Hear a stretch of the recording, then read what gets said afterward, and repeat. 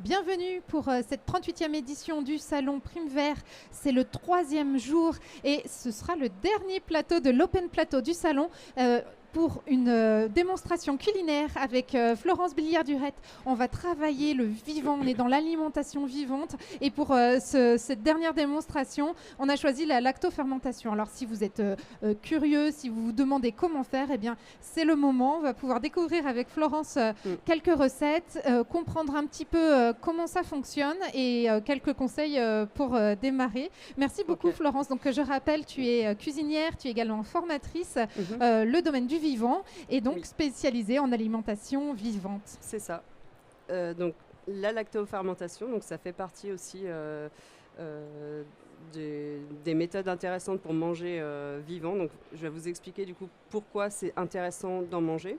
Donc à la base, donc il faut le savoir que c'est une très vieille méthode de conservation qui existe depuis très très longtemps.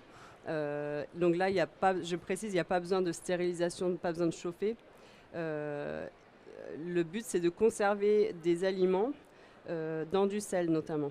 Alors, ce soit dans de l'eau avec du sel ou soit macérer les aliments dans du sel pour qu'ils puissent se conserver plus longtemps. Et du coup, ça permet, par exemple, vous faites vos récoltes de légumes à l'automne, vous pouvez les conserver ensuite plusieurs années en fait. Bon, l'idéal, c'est quand même de les manger assez rapidement. Mais voilà. Oui, on peut les conserver indéfiniment, notamment avec le kimchi en Corée qui peut aller jusqu'à plusieurs décennies de conservation. Oui. Ça fonctionne très bien. C'est vrai que nous, on s'est un petit peu coupé de ces techniques-là quand d'autres cultures les ont poursuivies. Alors, qu'est-ce qu'on va pouvoir travailler aujourd'hui ? Alors là, je voulais vous montrer tout simplement une méthode que tout le monde connaît, la choucroute, je pense. Voilà, là, j'en ai des bocaux. Voilà, c'est tout simplement du chou lisse qui va être coupé très fin et macéré dans du sel pour faire de la choucroute. Donc, la lactofermentation, pour que ce soit efficace, en général, il faut quand même attendre une certaine durée. Donc, moi, j'aime bien attendre minimum 3 semaines, mais plutôt même 5 semaines, en fait, pour être sûr que le processus se passe bien. Donc, qu'est-ce qui va se passer dans mon... Une fois que le processus de lactofermentation, donc c'est l'apparition, en fait, la transformation du glucose des fruits et des légumes par des bonnes bactéries qui vont donner des aliments très très riches. Ça va être très intéressant pour avoir plein de vitamines, beaucoup de vitamine C, de la vitamine B12, une multitude de vitamines, des enzymes aussi.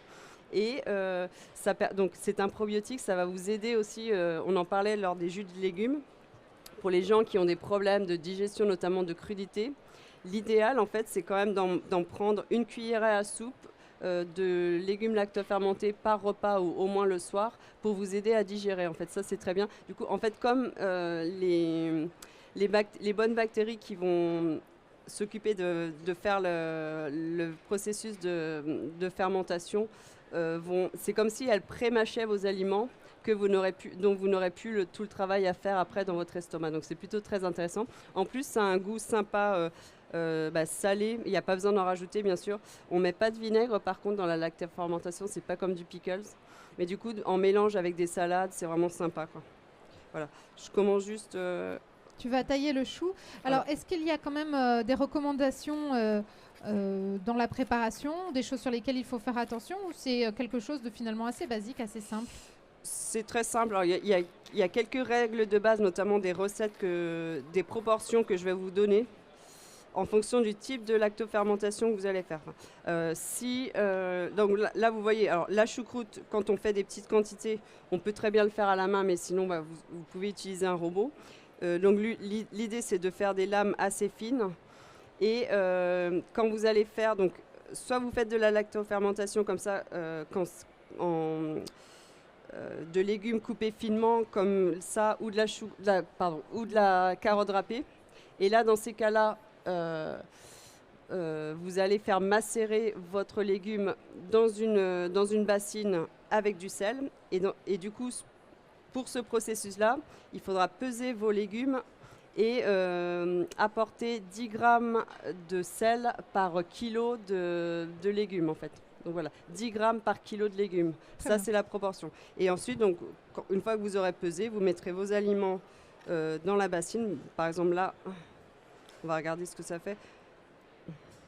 Voilà, par exemple, là, bon, vous avez 100 grammes, donc il faudrait mettre 1 gramme de sel. En fait. Voilà. Okay. Donc là, tu utilises du gros sel. Est-ce que je vois qu'il est présent sur la table? Tout à fait. Sel de Guérande. Oui, voilà. Tout à fait.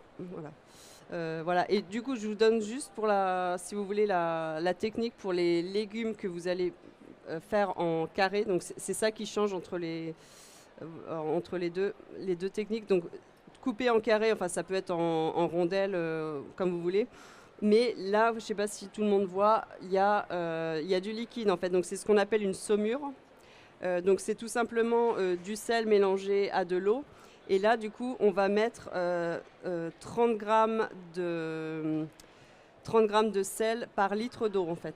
D'accord. Et donc là, on ne va pas forcément peser le légume. C'est simplement la saumure qu'on va préparer d'un côté et qu'on va assembler ensuite avec le légume, c'est ça? Oui, c'est ça. Alors, moi, il y a des petites astuces aussi pour aller plus vite. Personnellement, je le fais. Pour ne pas avoir à préparer la saumure, moi, ce que je fais, en fait, là, j'ai un bocal d'1 litre, par exemple. Eh bien, alors, bien sûr, il y a le volume du légume à prendre en compte et de l'eau. Mais en général, donc, je commence à remplir mon bocal de légumes et je rajoute en général 25 grammes de sel. Au fur et à mesure, je mets des couches de sel et ensuite je rajoute de l'eau en fait. D'accord. Si vous voulez que je vous le montre je sais pas si c'est pas clair, mais voilà, donc tu découpes ton chou en fines lamelles. On est sur à peu près 5 mm pour les feuilles de chou vert. Oui. Et donc l'idée, c'est que tu vas pouvoir un peu les brasser pour qu'ils puissent bien se mélanger avec le sel. Il faut que le mélange soit homogène. D'accord. C'est ça.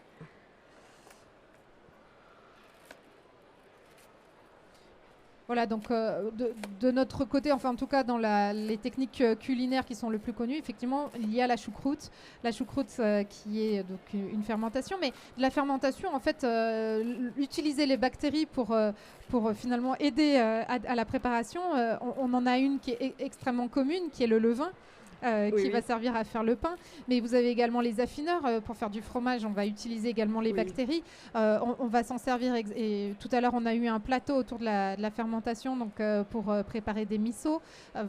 Finalement, s'aider des bactéries pour préparer ces aliments, c'est quelque chose qu'on a fait et qu'on continue à faire.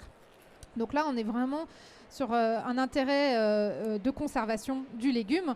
Pouvoir, par exemple, vous avez un chou de 2 kilos, vous ne savez pas quoi en faire, comment le manger tout au long de la semaine. Et bien là, la fermentation, ça va être très très intéressant pour pouvoir le conserver et le déguster petit à petit.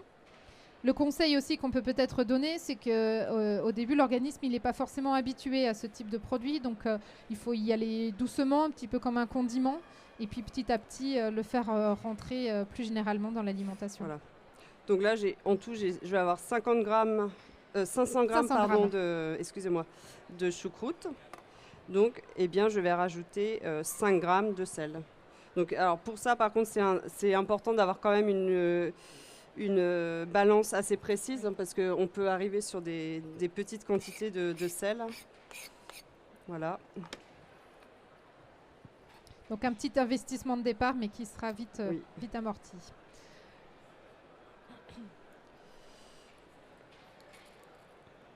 Et on peut lactofermenter toutes sortes de légumes?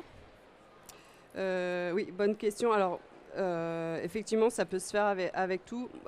Faut quand même éviter les fruits, en fait, parce que là, ça peut tourner un petit peu à l'alcool. Par exemple, les tomates, ça a le goût de cidre, en fait, je trouve. Donc, il y a des gens qui aiment, hein, mais ça surprend quand même. Mais donc je le conseille plutôt pour des légumes racines ou des légumes feuilles qui seront. On avait vu notamment lors des jus de légumes que du coup c'était pas bon de manger les fibres, mais donc là la lactofermentation va aider à cette digestion en fait. Mais ouais, les fruits, il y en a qui le font. Alors il y a des techniques qui s'apparente à la lactofermentation salée, mais du coup, on rajoute du sucre avec des fruits, ça peut se faire aussi. Ce sera l'occasion d'une autre démonstration. Donc alors, là, voilà. on reste sur les légumes. Alors, il y a plusieurs solutions. Donc, effectivement, il faut macérer comme ça. On macère un petit peu pour du coup le sel va faire sortir aussi l'eau du chou. Donc l'idéal c'est quand même de le laisser reposer une journée ou une nuit. Comme ça ce sera beaucoup plus le chou sera déjà beaucoup plus tendre, l'eau sera sortie. Bon là forcément on n'a pas le temps de le voir, mais sinon je connais des personnes qui le font aussi directement comme ça et ça marche aussi en fait. Ça marche aussi. Je connais même il y a même des solutions aussi, des façons de faire sans sel. Apparemment, ça marche aussi. Donc c'est plutôt assez impressionnant. Donc voilà. Donc là, on macère. On y revient plusieurs heures après. Et du coup, je vous montre le principe. Donc une fois que si vous avez le temps de laisser macérer, l'important, ça va être de mettre votre chou bien tassé, en fait, pour éviter qu'il y ait trop d'air aussi dans votre... Oui, parce que l'oxygène va favoriser le développement des bactéries, mais des fois, il y a des bactéries qu'on ne souhaite pas, des champignons qu'on ne souhaite pas forcément en présence. Ouais. Donc là, on imagine que ça a macéré pendant 12 heures. Le chou a un petit peu cuit, donc il est un petit peu plus translucide. Oui. Là, on le voit, il est déjà luisant avec la présence du sel. Oui. L'eau commence à sortir. Ça va assez vite, en fait. Mais tu le rinces pas. Tu le récupères tel quel sans le... Est-ce que tu vas l'essorer, le rincer? Bon, là, il n'est pas très humide, mais s'il a macéré pendant longtemps, là, vous allez presser, vous aurez carrément de l'eau qui sortira. Donc, effectivement, il faut le presser, en fait. D'accord. Pour ne pas trop mettre d'eau, sinon, dans votre bocal. Voilà. OK. Et donc, il faut bien tasser avec le poing. Pas avoir peur de casser le légume. Et donc là, on va être sur quelque chose de très nature, finalement. On n'aura que le chou. Est-ce qu'on a le droit de compléter un petit peu? Oui, exactement. Surtout pour la choucroute, j'ai amené des baies de genièvre. Voilà, merci de m'y faire penser. Qui vont pouvoir infuser. Ouais, après, on peut mettre des feuilles de laurier sauce. Après, et je rajoute aussi du poivre aussi. C'est sympa en fait. Comme ça, quand on la mange. Alors, moi, bien sûr, je la mange crue. Vous pouvez la chauffer, mais c'est un peu dommage parce que du coup, toutes les vitamines qui auront été créées grâce à ce processus de lactofermentation, vous allez les perdre à la cuisson. Donc, c'est un peu dommage. Mais bon, on peut démarrer un petit peu en faisant cuire et puis petit à petit si se lancer. Mais essayez quand même la lactofermentation, la choucroute russe, c'est vraiment sympa. Puis, il y a plein d'autres façons de le faire avec des carottes, du chou-fleur, c'est super bon aussi, du poireau aussi, c'est bon, de la blette. Donc voilà, on rajoute aussi, vous assaisonnez comme vous voulez. Ça pourrait même être du thym, hein, pourquoi pas. Bon, c'est pas trop traditionnel avec la choucroute, mais pourquoi pas. Ça se fait avec plein d'autres choses. Voilà, donc je mets mes baies de genièvre. Voilà, donc les baies n'auront pas macéré avec le sel. Tu les rajoutes au moment de la mise en bocaux. Oui, du coup, après, vous voyez, là, il y en a, on les voit un petit peu. Et là, ça macère quand même une fois dans le bocal, quoi, forcément. Mais on ne les met pas avant, en fait. Oui, on voit qu'il a perdu un petit peu de sa couleur, il a jauni. Oui, c'est ça. Voilà. Celui-là, je l'ai fait en février, par exemple. Donc, c'est important, je vous conseille de mettre les dates aussi. Comme ça, au moins, vous savez quand vous l'avez fait. Et donc, je le rappelle, il vaut mieux attendre, si vous pouvez attendre au moins 5-6 semaines pour les manger. Le processus de lactofermentation sera plus complet. Voilà. Donc, on remplit un bocal. Donc là, on voit, tu as bien tassé, tu fais sortir l'air, tu as mis les baies de Geneviève. Oui, et par contre, du coup, excuse-moi, je t'ai coupé. Non, je t'en prie, vas-y. Alors, l'astuce, par contre, il faut ne pas remplir jusqu'au bord. Il faut quand même en mettre un max, mais vous laissez 2 cm au bord, au-dessus du niveau du haut du pot. Parce que en fait, ça va vivre là-dedans. Je ne sais pas si vous voyez, en fait, ça peut déborder en fait du coup. Ça va gonfler. Ça va se développer. Et du coup, ça va sortir du pot. Donc, ce qui important aussi quand vous les faites, vous les gardez sur un plateau ou quelque chose pour récupérer l'eau, sinon ça va vous tacher votre table par exemple ou votre meuble. Et normalement l'idéal aussi c'est de, au moins la première semaine ou même les 3 semaines on va dire, de les laisser à l'ombre, enfin vous les cachez, enfin vous les mettez... À l'obscurité. C'est ça. D'accord. Mais tu vas garder le bocal ouvert ou il est fermé déjà pendant les 5-6 semaines? Alors, pareil, il y a plusieurs méthodes. Certains, ils laissent le bouchon, notamment quand on utilise des bocaux traditionnels avec un bouchon qui se visse. Quelquefois, certains ne serrent pas tout de suite pour aussi laisser s'échapper l'air. Mais bon, moi, j'avoue que j'ai toujours fait comme ça et ça marche bien aussi. Donc là, vous pouvez utiliser des bocaux comme ça, donc avec des joints en caoutchouc. L'idéal aussi, l'avantage par rapport à la stérilisation, c'est que là, votre joint, il se réutilise à l'infini. En fait, tant qu'il n'est pas abîmé, vous pouvez l'utiliser. Alors que la stérilisation, vous êtes obligé de l'étirer et ça fait qu'un usage en fait. Donc là, il n'y a pas de problème de réutilisation. En fait, ton bocal, tu l'as simplement nettoyé savon eau, enfin liquide vaisselle, eau très chaude, ouais. Voilà, eau très chaude, mais tu ne l'as pas stérilisé, tu ne l'as pas fait bouillir, et là tu vas pouvoir le réutiliser tel voilà. quel. Donc là, ok, ça me fait mon premier bocal. Voilà, donc pour ceux qui nous rejoignent, Florence, on rappelle les quantités. Tu avais 500 grammes de choux que tu as haché à 5 mm à peu près d'épaisseur. Et donc la proportion, on est sur 10% de sel. Oui. Donc tu as rajouté 5 grammes de gros sel de Guérande. Tu as assaisonné avec des baies. Des baies de genièvre. J'aurais pu mettre du poivre aussi. Après, vous mettez ce que vous voulez. Là, par exemple, j'ai amené du cumin parce que c'est vrai que carottes, cumin, c'est super bon, par exemple.